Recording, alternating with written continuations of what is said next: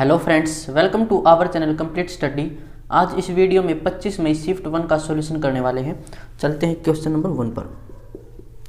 21 centimetre त्रिज्या वाले एक अर्धगोले का आयतन ज्ञात कीजिए। तो अर्धगोले का आयतन, इसका फॉर्मूला क्या हो जाएगा, 2/3 पाई आर क्यूब। अब रेडियस हमें दे रखी है, यहाँ पर वैल्यू पुट कर देंगे। पाई कितना है 22/7 और रेडियस है 21, 21 गुणा 21 गुणा 21। तो इसको इतना सोल्व करने की ज़रूरत भी नहीं है, हम डायरेक्ट भी बता सकते हैं। ऑप्शंस में चेक कर लेंगे कि कौन सा ऑप्शन 11 से डिवाइड हो रहा है। 11 से क्यों हो रहा है, क्योंकि पर देखो 2 गुणा 11 लिख सकते हैं इसको, यानी जो आंसर आएगा वो 11 का मल्टीपल आएगा। तो डायरेक्ट चेक कर सकते हैं, ऑप्शन 4 ही ऐसा जो 11 से डिवाइड हो जाएगा। यह चाहो तो इसको सोल्व कर सकते हो।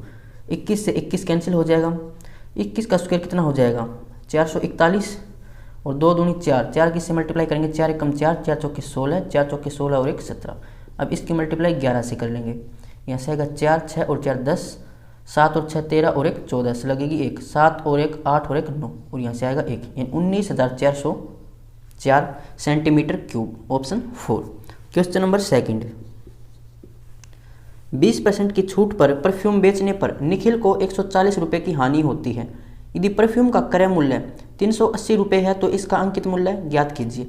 तो 20% की छूट, 20% होता है 1/5, यानी अगर मार्क प्राइस 5 है तो डिस्काउंट 1 का दिया जाएगा, तो बेचेगा कितने में, 4 में।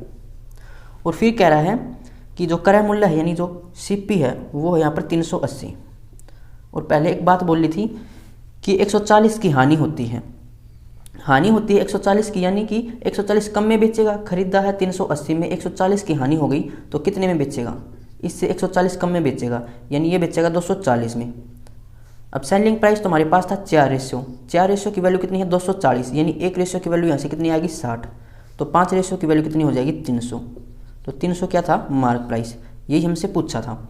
ऑप्शन 3। Question number 3।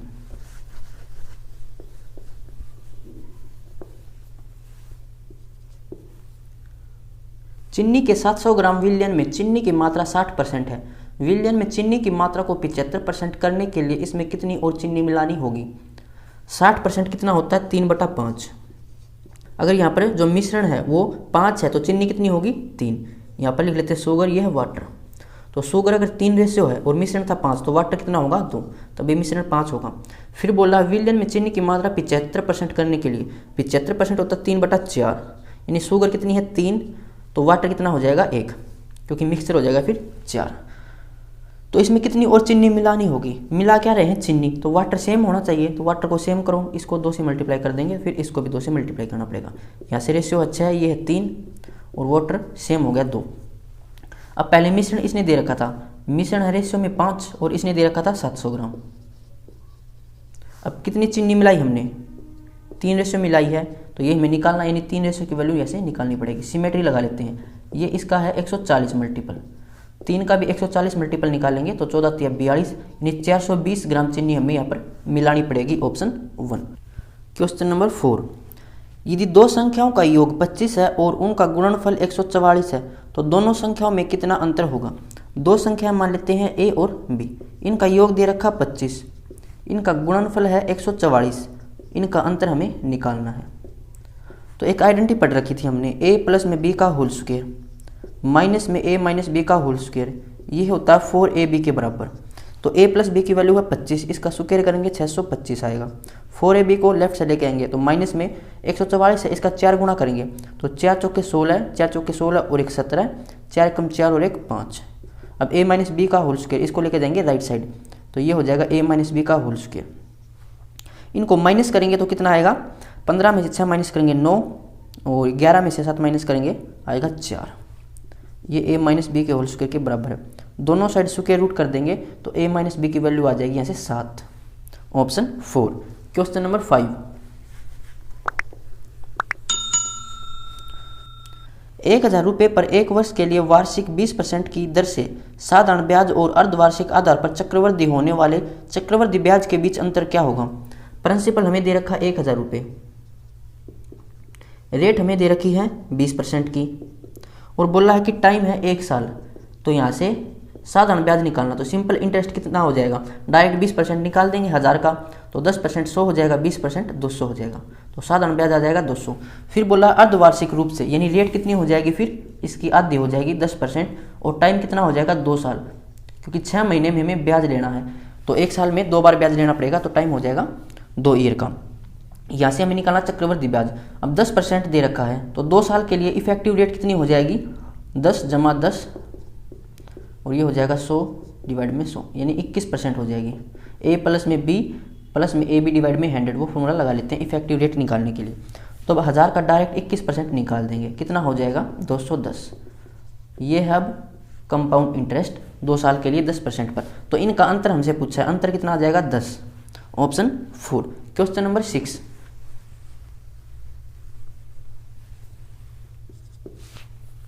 निम्न तालिका एक महीने में विभिन्न शहरों में 4 विभिन्न मल्टी ब्रांड स्टोर द्वारा बेचे गए 3 प्रकार के लैपटॉपों की संख्या दर्शाती है।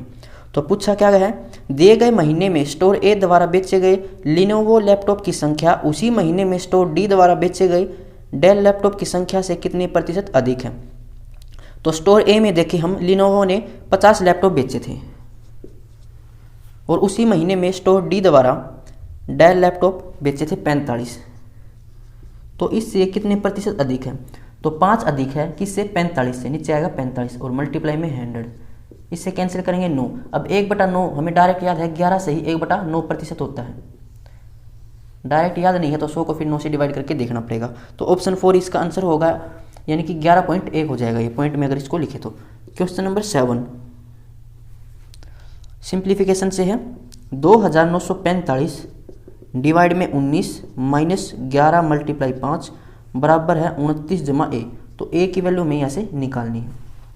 सबसे पहले हम डिवाइड को सोल्व करेंगे, तो ये हो जाएगा 19 एकम 19, कितना बचेगा 10, फिर 19 5 95, फिर बचेगा यहाँ से 9, 19 5 95, माइनस में 11 5 55 बराबर 29 जमा में ए। तो ये हो जाएगा 100, 100 माइनस में 29 बराबर में ए, कितना हो जाएगा ये 70 और 1 71। तो 71 इसका आंसर होगा ऑप्शन 1। क्वेश्चन नंबर 8, यदि 15 किलोग्राम चीनी का मूल्य 600 रुपये है तो 25 किलोग्राम चीनी का मूल्य क्या होगा। 15 किलो चीनी का मूल्य है 600 रुपये, पूछा है 25 किलो चीनी का मूल्य कितना होगा। तो सिमेट्री लगा लेते हैं, ये इसका कितना मल्टीपल हो जाएगा, 15 चौके 60 और 1 0, यानी 40 मल्टीपल है। तो 25 का भी 40 मल्टीपल निकालेंगे, 25 चौका 100 और 1 0, यानी 1000 रुपये इसका आंसर हो जाएगा ऑप्शन 1। क्वेश्चन नंबर 9, यदि एक लंबवर्तीय शंकु की ऊंचाई और तिर्यक ऊंचाई क्रमशः 8 सेंटीमीटर और 10 सेंटीमीटर है तो शंकु का आयतन क्या होगा। एक कोण दे रखा हमें,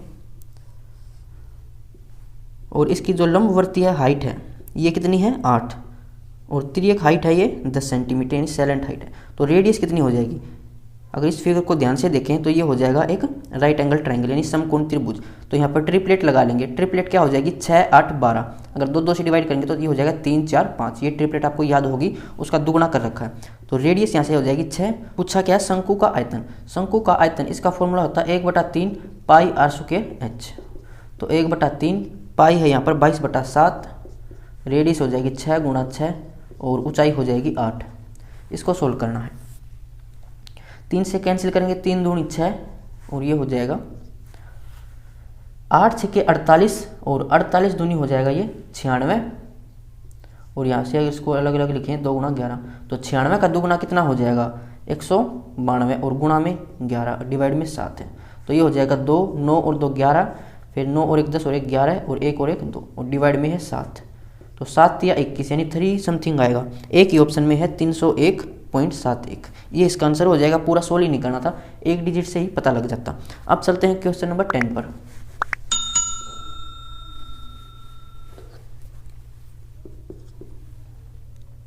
यदि 70 वस्तुओं का क्रय मूल्य 40 वस्तुओं के विक्रय मूल्य के बराबर है तो लाभ प्रतिशत क्या होगा। 70 वस्तुओं का क्रय मूल्य सीपी बराबर है 40 वस्तुओं के एसपी के बराबर, तो 0 से 0 कैंसिल, सीपी यहाँ से कितना हो जाएगा 4 रेशियो, एसपी हो जाएंगे यहाँ से 7 रेशियो। जो इनके सामने वाली संख्या होती है वो इसकी रेशियो हो जाएगी। तो कोई चीज़ खरीदी 4 में, बेची 7 में, कितने का प्रॉफिट कमाया 3 रुपये का, किसके ऊपर क्रय मूल्य के ऊपर, यानी कि 4 और मल्टीप्लाई में 100। 3/4 हमें डायरेक्ट याद है 75% होता है, तो ये इसका आंसर हो जाएगा ऑप्शन 1।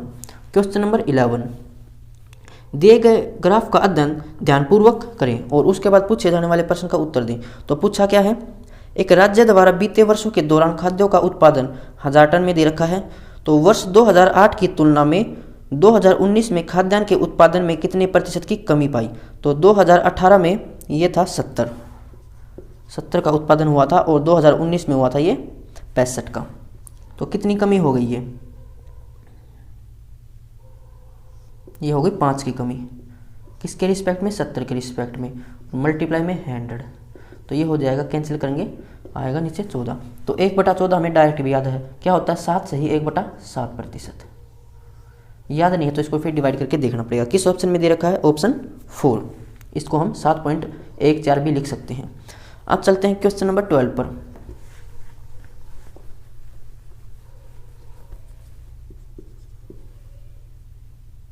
यदि x स्क्वायर बराबर दे रखा b माइनस में ax, और फिर सेकंड इक्वेशन है x क्यूब ब्रैकेट में x क्यूब प्लस में c और बराबर है d। तो इनमें से फिर c और d के मान क्या हो सकते हैं? तो इसको हम करेंगे वैल्यू पुट मेथड से। अगर यहाँ पर x को मान ले 1 और यहाँ पर हम मान लेते हैं a को मान लेते हैं, a को भी 1 मान लेते हैं, तो ये पुट कर लो, फिर देख लो क्या आएगा। तो x रखेंगे यहाँ पर 1 बराबर b, ये हो जाएगा माइनस में 1, यानी b यहाँ से कितना हो जाएगा? 2। b यहाँ से आया है 2। अब यहाँ पर रखेंगे x कितना माना था? 1, तो ये 1 प्लस में c बराबर में d, तो ये हो जाएगा d माइनस में c बराबर 1। इनका अंतर कितना है? 1। अब ऑप्शंस में देख लेते हैं। अगर पहला ऑप्शन उठाएं तो पहला ऑप्शन क्या दे रखा है? c बराबर a क्यूब, a हमारा कितना था? 1 मानना था, तो 1 का क्यूब 1 माइनस में 3, a कितना था? 1, और b कितना था यहाँ पर? b था 2। तो इसको अगर सोल्व करें तो ये हो जाएगा 3 दूनी 6, यानी कि -5 आएगा c यहाँ से। और फिर d बराबर दे रखा b क्यूब, b कितना था? 2, 2 का क्यूब करेंगे 8। तो देखो क्या इनका अंतर 1 आएगा? नहीं आएगा, यानी जो a है वो आंसर नहीं हो सकता, पहला ऑप्शन। सेकंड ऑप्शन पर चलें तो दे रखा है c बराबर a क्यूब, a हमने माना था 1, 1 का क्यूब 1, ये हो जाएगा 3ab, b था 2, यानी कि 3 दूनी 6 और 1 7 हो जाएगा c यहाँ पर। और फिर d बोला था माइनस का b क्यूब, b था यहाँ पर 2, तो अगर इसका क्यूब करें हम कितना हो जाएगा? माइनस का 8, यानी तो आएगा माइनस का 1, लेकिन अंतर आना था 1, तो ये भी आंसर नहीं हो सकता, 1 नहीं आएगा, ये आएगा फिर माइनस का 15, तो ये आंसर नहीं होगा। फिर चलते हैं तीसरे ऑप्शन पर। तो c बराबर दे रखा a क्यूब, यानी कि 1 और प्लस में 3ab, तो ये हो जाएगा 3 दूनी 6 और 1 7, यहाँ से c आएगा 7। और फिर d दे रखा था b क्यूब, यानी 2 का क्यूब करेंगे तो ये आएगा 8।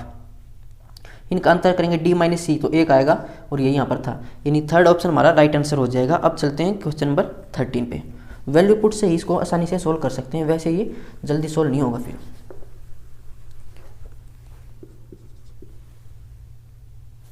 यदि वस्तु के मूल्य में पूर्व में 25% की कटौती की गई तो वस्तु के नए मूल्य को उसके पूर्व मूल्य में वापस लाने के लिए कितने प्रतिशत तक की वृद्धि की जानी चाहिए? देखो 25% की कमी की गई थी, तो अब बोला कि कितनी वृद्धि करें। तो जब परसेंटेज चैप्टर पढ़ा था तब बताया था, इसके पेयर्स याद कर लो। अब वृद्धि पूछी है तो इसे ऊपर वाला जोड़ा इसका आंसर हो जाएगा। इससे ऊपर वाला जोड़ा होता है 33 सही 1/3%। डायरेक्ट इसका आंसर आ जाता 3-4 सेकंड में। अगर ऐसे याद नहीं है पेयर में तो फिर इसको सोल्व करना पड़ेगा। बोला कि 25% की कटौती की गई, 25% होता है 1/4, यानी कि अगर पहले प्राइस 4 था तो अब 3 हो जाएगा। अब वापस जाने में कितना प्रतिशत वृद्धि करना पड़ेगा? तो 1 की वृद्धि करनी पड़ेगी, किसके रिस्पेक्ट में? 3 के रिस्पेक्ट में। तो 1/3 कितना होता है? 33 सही 1/3%। क्वेश्चन नंबर 14, राकेश मुकेश से 4/3 गुणा तेज दौड़ता है। यहाँ पर मानिए राकेश और ये है मुकेश। तो राकेश मुकेश से तेज दौड़ता है 4/3।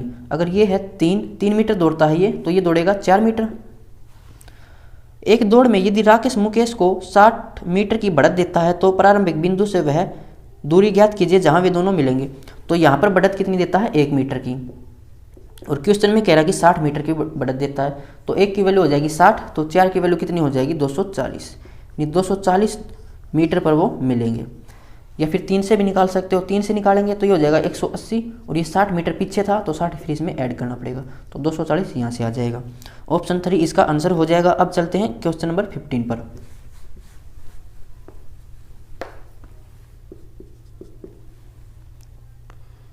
यदि x minus x cosecant square 30, x minus x, अब कोसिकेंट स्क्वायर 30 कितना होता है, ये हो जाएगा कोसिकेंट 30 साइन 30 का उल्टा, यानी कि 2 का स्क्वायर 4 डिवाइड में 1 प्लस में कोसिकेंट स्क्वायर 30, तो कितना हो जाएगा 4, और is equal to cos square 60, यानी कि 1/2 का स्क्वायर करेंगे तो 1/4, और प्लस में कोट 40 होता है 1 का स्क्वायर 1 रहेगा, और मल्टीप्लाई में 4 है, माइनस सीकेंट स्क्वायर 60, तो ये हो जाएगा 2 का स्क्वायर 4, यानी ये दोनों कैंसिल हो जाएंगे, और यहाँ से हो जाएगा -3x और डिवाइड में 5 बराबर 1/4। अब x की वैल्यू यहाँ से निकालें तो ये हो जाएगा 5 और डिवाइड में 4 × 12, और माइनस को इस साइड ले आएंगे तो x की वैल्यू यहाँ से कितनी हो जाएगी -5/12, ऑप्शन 4। क्वेश्चन नंबर 16,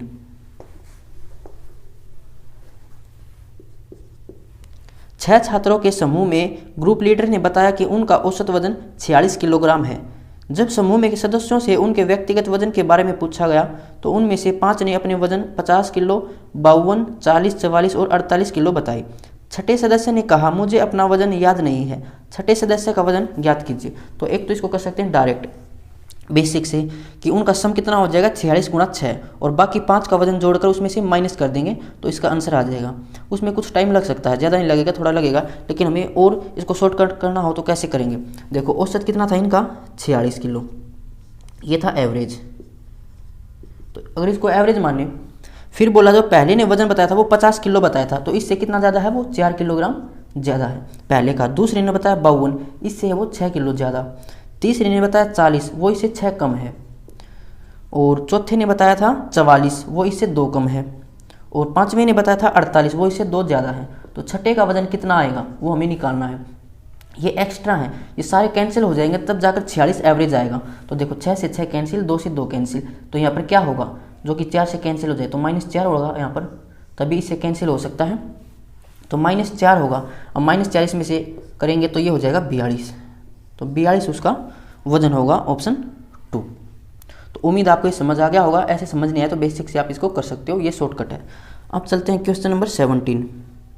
नीचे एक टेबल दे रखी है और पूछा क्या है, दिए गए वर्ष में विभिन्न ओलंपियाड में भाग लेने वाले कॉलेज सी के छात्रों की रेंज और कॉलेज ई के प्रति ओलंपियाड औसत छात्रों के बीच अंतर ज्ञात कीजिए। तो कॉलेज सी में रेंज बतानी है, तो रेंज क्या होती है, मैक्सिमम वैल्यू माइनस में मिनिमम वैल्यू। तो सी में मैक्सिमम वैल्यू है 250 और मिनिमम है 80, तो 250 में से 80 माइनस करेंगे तो आएगा 170। फिर बोला था कॉलेज ई के प्रति ओलंपियाड औसत छात्रों के बीच अंतर, तो कॉलेज ई में हमें क्या करना पड़ेगा, औसत निकालना पड़ेगा। तो इनको सबको ऐड कर लेते हैं, ये हो जाएगा इकाई के अंक से जोड़ें तो 5 और 2 7 और 3 10, असर लगेगी 1, 1 और 1 2 और 8 10 और 8 18 और 8 26, असर लगेगी 2, 2 और 1 3 4 5 6, 660 हो जाएगा।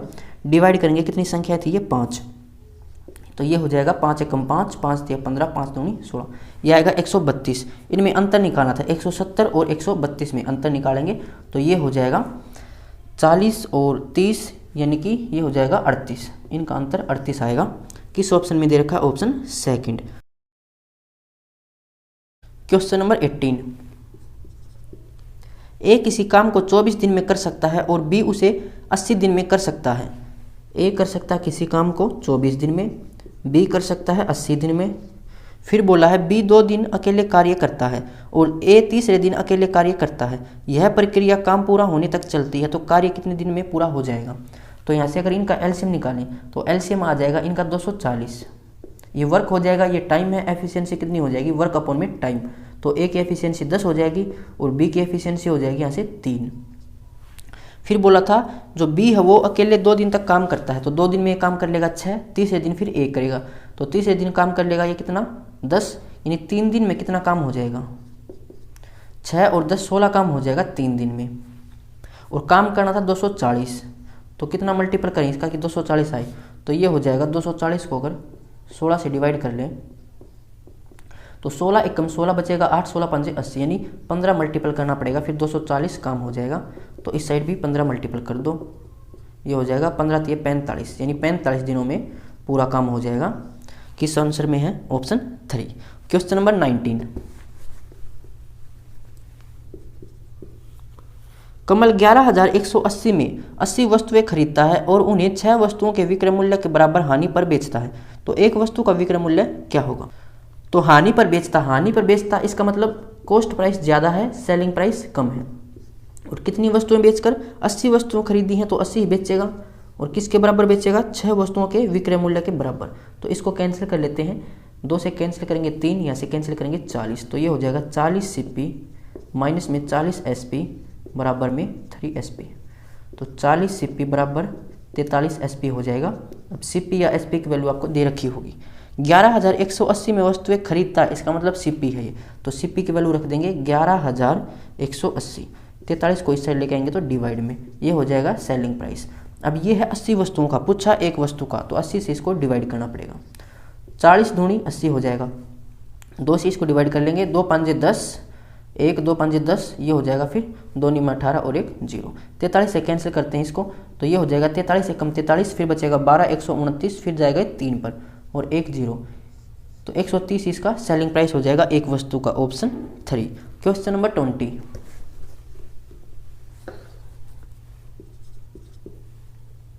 एक परिवार प्रति माह 240 रुपये चीनी खरीदने पर खर्च करता है। चीनी के मूल्य में 25% की वृद्धि होने पर इस मद पर खर्च की जा रही राशि को अपरिवर्तित रखने के लिए परिवार को चीनी के मासिक उपभोग में 1.5 kg की कमी करनी पड़ती है। तो चीनी का बढ़ा हुआ मूल्य प्रति kg क्या होगा? प्राइस दे रखा है, 25% की वृद्धि होती है, यानी 25% होता है 1/4। अगर प्राइस पहले 4 था तो 1 की वृद्धि हो जाएगी, तो अब हो जाएगा ये 5। तो कंजम्पशन हो जाएगी इसकी उल्टी, यानी कि 5/4, क्योंकि जब खर्चा अपरिवर्तित रहता है तो प्राइस और जो कंजम्पशन है वो अपोजिट हो जाती है। तो यहाँ से कंजम्पशन कितनी कम हो गई? 1 रेशियो, और ये कह रहा था कि 1.5 kg कम हो गई। तो पूछा क्या है? बढ़ा हुआ मूल्य, यानी 5 इस साइड है ना, तो यहाँ से 4 की वैल्यू निकालो, क्योंकि हम कंजम्पशन पर बात कर रहे हैं। तो 4 की वैल्यू कितनी हो जाएगी? इसका दोगुना 3, 3 का दोगुना 6, तो 6 किलोग्राम हो जाएगी। प्राइस दे रखा था 240 रुपये, इसको डिवाइड करना पड़ेगा अब कंजम्पशन से, 6 किलो से इसको डिवाइड कर लो, तो ये हो जाएगा 40 रुपये पर kg। ये इसका बढ़ा हुआ मूल्य है। कम वाला मूल्य पूछता तो क्या करते? 5 की वैल्यू निकाल लेते हैं यहाँ से, ये कंजम्पशन है, उसको डिवाइड कर देते हैं फिर 240 से। अब चलते हैं क्वेश्चन नंबर 21 पर।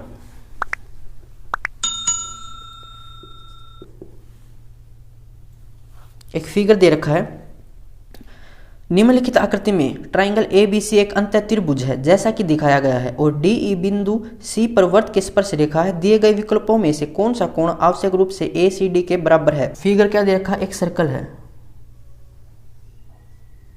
और यहां से एक टेंजेंट है, इसके अंदर है एक त्रिभुज, ये है A, B और C। टेंजेंट दे रखी थी D और E। यहाँ पर जो ये एंगल है ACD, ये किसके बराबर होगा? तो जब भी ऐसा क्वेश्चन है इसको डायरेक्ट याद रखना है। क्या होता है? जो ये टेंजेंट है और ये है कोण, इसके बीच में जो कोण होता है ये बराबर होता है कोण के द्वारा बनाया गया सर्कल पर जो कोण होता है वो इसके बराबर होता है, यानी ये एंगल हो जाएगा ABC, इसके बराबर होगा। किस ऑप्शन में है? ऑप्शन 4। इसको डायरेक्ट याद रखते हैं। अब चलते हैं क्वेश्चन नंबर 22 पर। ये थ्योरम होती हैं, जब कभी हम पढ़ेंगे ज्योमेट्री तब सीखेंगे। Question number 22। एक गोला 14 सेंटीमीटर भुजा वाले घन के 8 कोणों से होकर गुजरता है, तो गोले का आयतन ज्ञात करें। यानी एक घन है और इसके जो 8 कोणे हैं इनसे होकर एक गोला गुजरता है, तो गोले में बिल्कुल फिट हो जाएगा ये घन। तो गोले का आयतन पूछा है। गोले का आयतन क्या होता है? 4/3 πr³ ये होता है। अब यहाँ पर हमारे पास रेडियस नहीं है, तो जो गोला है इसका डायमीटर कितना हो जाएगा? इस घन के विकर्ण के बराबर हो जाएगा। इसका डायमीटर हो जाएगा घन के विकर्ण के बराबर। घन का विकर्ण होता है √3a के बराबर, तो डायमीटर कितना हो जाएगा? √3a हमें पता है, दे रखा है 14, तो रेडियस कितनी हो जाएगी? 7√3, इसकी आधी हो जाएगी, यहाँ पर पुट कर देंगे 4/3, पाई हमें दे रखा 22/7, और ये हो जाएगा 7√3 गुणा में 7√3 और गुणा में 7√3। 7 से 7 कैंसिल हो जाएगा, 3 से 3 कैंसिल, √3 और √3 की मल्टीप्लाई 3 होती है, तो इसको सोल्व कर लेते हैं। ये हो जाएगा 7 7 49 और √3 है यहाँ पर 49 √3, 49 की मल्टीप्लाई करेंगे, ये हो जाएगा 2 × 11, 4 दूनी 8 से मल्टीप्लाई कर लेते हैं, तो 8 में 72 असर लगेगी 7, 8 चौके 32 और 7 39 √3। अब मल्टीप्लाई कर लेंगे इसकी 11 से, तो ये हो जाएगा 2, 9 और 2 11, 9 और 3 12 और 1 13, 3 और 1 4 और √3। 4312 √3 ऑप्शन 3। Question number 23।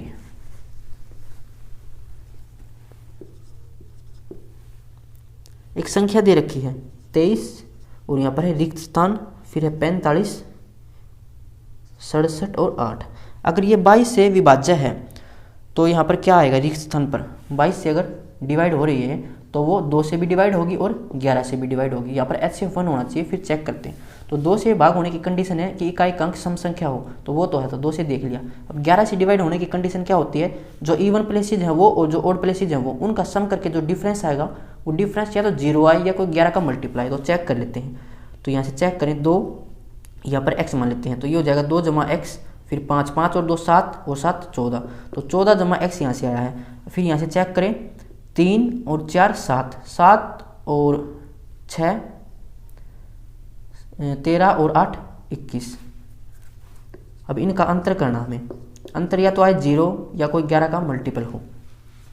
तो यहाँ पर क्या रखें कि 0 बन जाए, तो 21 में से 21 माइनस करना पड़ेगा, यानी कि यहाँ पर रखना पड़ेगा 7। 14 और 7 21, 21 में से 21 माइनस करेंगे 0, फिर 11 से भाग हो जाएगा, तो यहाँ पर हमें 7 रखना पड़ेगा ऑप्शन 3। Question number 24।